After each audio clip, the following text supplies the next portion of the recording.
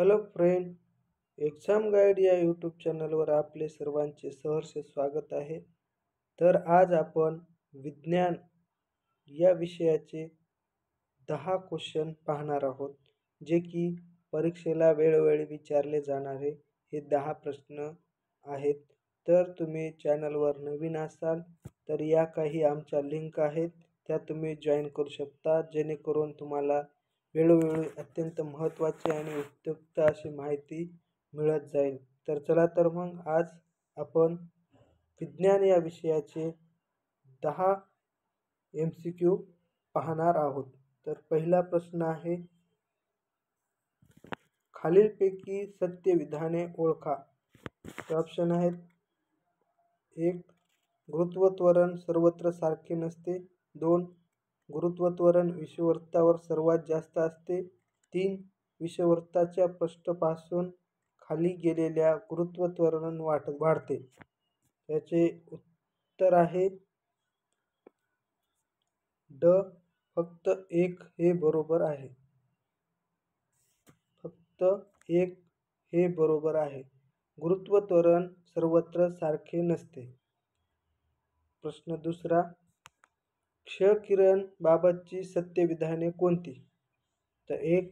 क्षकिरणाचा शोध William Roentgen याने लावला, त्यामुळे त्याला नोबेल पुरस्कार दिला गेला. 2. क्षकिरण म्हणजे अतिसूक्ष्म तरंग लांबी असणारे विद्युत चुंबकीय तरंग होय. 3. क्षकिरणावर पॉझिटिव्ह प्रभार असतो. 4. क्षकिरणाचा वेग प्रकाशा एवढा असतो. तर याचे ऑप्शन आहेत: अ. 1, 2, 3 सत्य. ब. 1 व 4 सत्य. क. 3, 1, 2, 4 सत्य. ड. सर्व विधाने सत्य. तर याचे उत्तर जर तुम्हाला येत असेल तर ते तुम्ही कमेंट बॉक्समध्ये देऊ शकता, जेणेकरून तुमचा पण सराव होत जाईल. तर याचं उत्तर आहे क.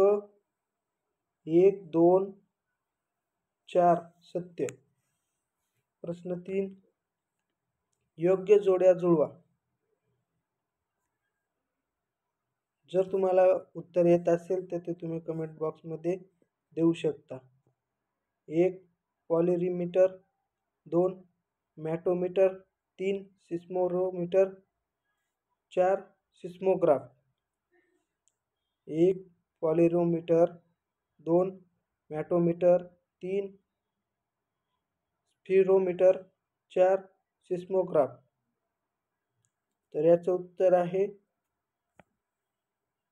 ब. 1 चे उत्तर पॉलिमीटरचे 2 पदार्थाची प्रकाशीय अवस्था मोजते.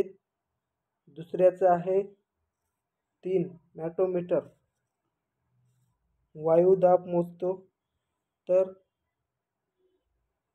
तिसऱ्याचं आहे स्फिरोमीटरचं 4 पृष्ठभागाची वक्रता मोजते. तर 4चं आहे 1 सिस्मोग्राफ हे भूकंपाची तीव्रता मोजते. प्रश्न चौथा, खालीलपैकी विधाने लक्षात घ्या. 1. मानवी शरीराचे तापमान मोजण्यासाठी ज्वारमापी वापरतात. 2.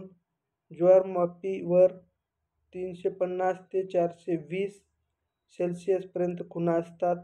3. निरोगी माणसाचा ताप सामान्यपणे 112 फॅरनहाइट एवढा असतो. तर याचे ऑप्शन आहेत: अ. 1 व 3 बरोबर. ब. 1 व 2 बरोबर. क. फक्त 1 बरोबर. ड. सर्व बरोबर. तर याचं उत्तर आहे 1 व 2 हे विधान बरोबर आहे. प्रश्न 5वा, सजीवांच्या वर्गीकरण शास्त्राचा जनक कुणाला म्हणतात? सजीवांच्या वर्गीकरण शास्त्राचा जनक कुणाला म्हणतात? ऑप्शन आहेत: अ. कार्ल लिन्नेस. ब. ॲरिस्टॉटल. क. थिओफ्रॅक्टस. ड. यापैकी नाही. तर याचं उत्तर आहे अ. कार्ल लिन्नेस. याचं उत्तर आहे अ. कार्ल लिन्नेस. प्रश्न 6वा, खालीलपैकी वर्गीकरण चढत्या क्रमाने लावा. तर ऑप्शन आहेत अ. जाती, कुल, संघ, वर्ग, सृष्टी. ब. जाती, कुल, गण, वर्ग, उपसृष्टी. क.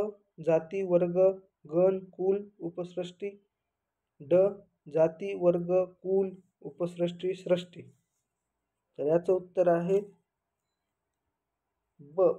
जाती, कुल, गण, वर्ग आणि उपसृष्टी हे वर्गीकरणाच्या चढत्या प्रश्न 7वा प्रश्न मागे पुढे झालेला आहे. मेंडेलचे आनुवंशिकतावरील नियम कोणते? 1. प्रभावतेचा नियम, लॉ ऑफ डोमिनेन्स. 2. पृथक्करणाचा नियम. 3. स्वतंत्र पृथक्करणाचा नियम. त्याचे ऑप्शन आहेत अ. वरीलपैकी सर्व. ब. फक्त 1 व 2. क. फक्त 1 व 3. ड. फक्त 2 व 3. तर याचं उत्तर आहे अ. वरीलपैकी सर्व हे मेंडेलचे आनुवंशिकतावरील नियम आहेत. प्रश्न 7वा. अत्यंत असत्य विधान ओळखा. अ. सर्व एकपेशीय सजीवांमध्ये पेशीस्तरीय संघटन असते. ब. अमिबामध्ये प्रचलनासाठी व अन्न ग्रहणासाठी असंप्रदायाचा उपयोग करतात. क. केंद्रकाच्या मदतीने पेशीच्या सर्व क्रियांवर नियंत्रण ठेवता येते. ड. अमिबा पचनक्रियेसाठी संकोची रितिकांचा वापर करतात. तर याचं उत्तर आहे ड. अमिबा पचनक्रियेसाठी संकोची रितिकाचा वापर करतात. प्रश्न 9वा. खालीलपैकी कोणता प्राणी उभयलिंगी नाही? ऑप्शन आहेत अ. हायड्रा. ब. गांडूळ. क. Liver fluke. ड. खेकडा.